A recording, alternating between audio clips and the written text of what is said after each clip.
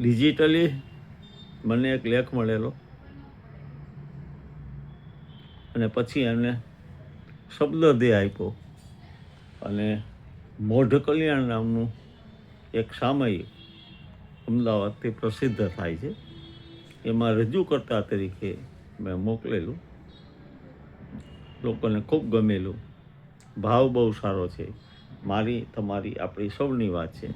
તો આજે એના વિશે નર્ચર વિથ નેચર ચેનલ દ્વારા આપણી સમક્ષ રજૂ કરતા આનંદ થાય છે.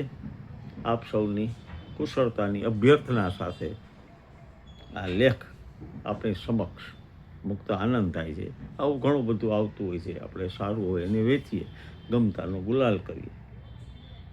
શીર્ષક છે અમારી વહુ અમારું ગૌરવ. અમારી વહુ અમારું ગૌરવ. એક સાંજે અમે ઘરના બેઠક ખંડમાં બેઠા હતા અને પરસ્પર વાતો કરતા હતા. મારી બહેને એવો એક પ્રશ્ન પૂછ્યો જેણે બધાને વિચારતા કરી દીધા. તેણે પૂછ્યું કે ભાઈ, તમે કહી શકો કે વૃદ્ધાવસ્થામાં સાચો આધાર કોણ, પુત્ર કે પુત્રી? મેં હળવા સ્મિત સાથે ઉત્તર આપ્યો કે આ પ્રશ્ન ખૂબ જ સંવેદનશીલ છે. આનો ઉત્તર કેટલાકને સુખી કરી શકે છે, કેટલાકને દુઃખી કરી શકે છે. પરિવારના બાકીના સભ્યોએ પણ આ પ્રશ્નનો ઉત્તર જાણવાની ઈચ્છા દર્શાવી, આગ્રહ કર્યો કે ના ના, હવે તો કયો જ, વિગતવાર કયો. અને પછી મેં એ સૌને આ રીતે કહ્યું, જો તમે બધા ખરેખર જાણવા જ માગતા હો તો સાંભળો. વૃદ્ધાવસ્થાનો સાચો સહારો નથી પુત્ર કે નથી પુત્રી, પરંતુ તે છે પુત્રવધુ. મારી વાત સાંભળીને બધાને થોડું આશ્ચર્ય થયું.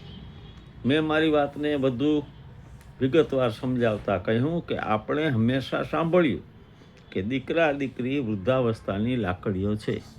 વાસ્તવમાં પુત્રના લગ્ન થાય છે અને પુત્રવધુ ઘરમાં આવે છે ત્યારે ધીમે ધીમે ધીમે વડીલોની ઘણી ખરી સંભાળ પુત્રવધુના ખંભા પર આવી જાય છે.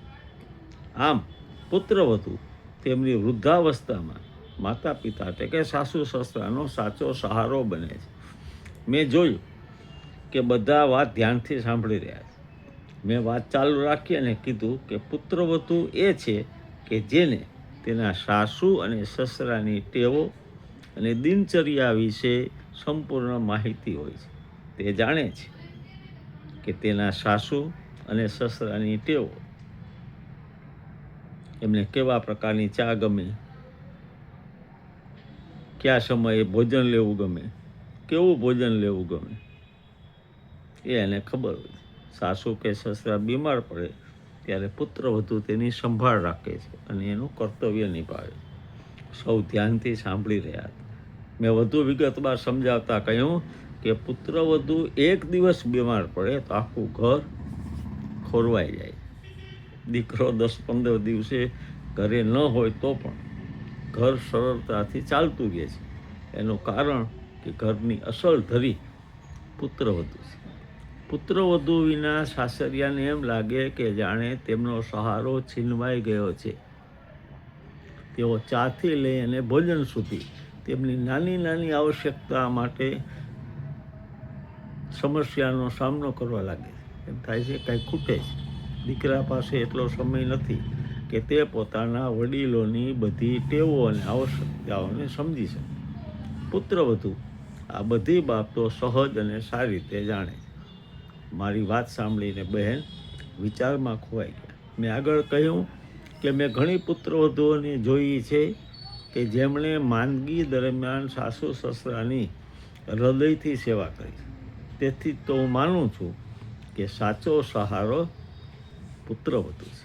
મેં બીજી એક અગત્યની વાત પણ ઉમેરી કે સાસુ અને સસરા એ પોતાના વિચારો એમને પણ થોડા એમના વિચારો બદલવા પડશે.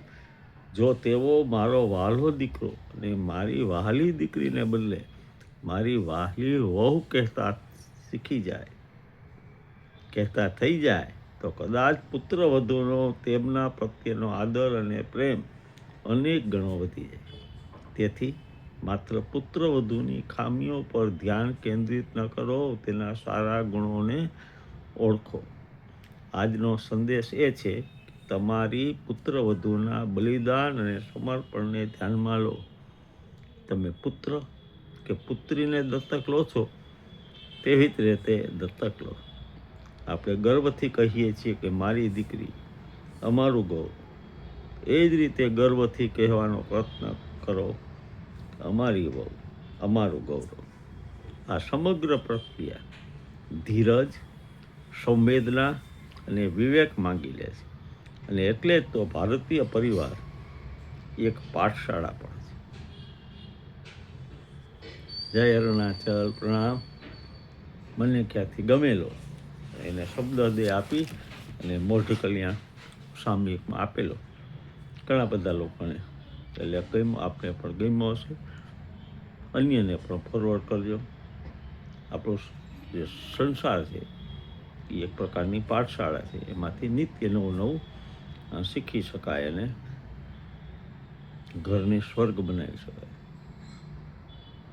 પ્રભુ મારું નાનકડું ઘર હંમેશા તારું જ મંદિર હો, એ ભાવગીતના અર્થ પ્રમાણે આપણા ઘરને સ્વર્ગ બનાવવાનું આપણા હાથમાં છે. પ્રણામ. જય અરુણાચલ. ફરી મળશું કોઈ બીજા વિચાર સાથે. ધન્યવાદ.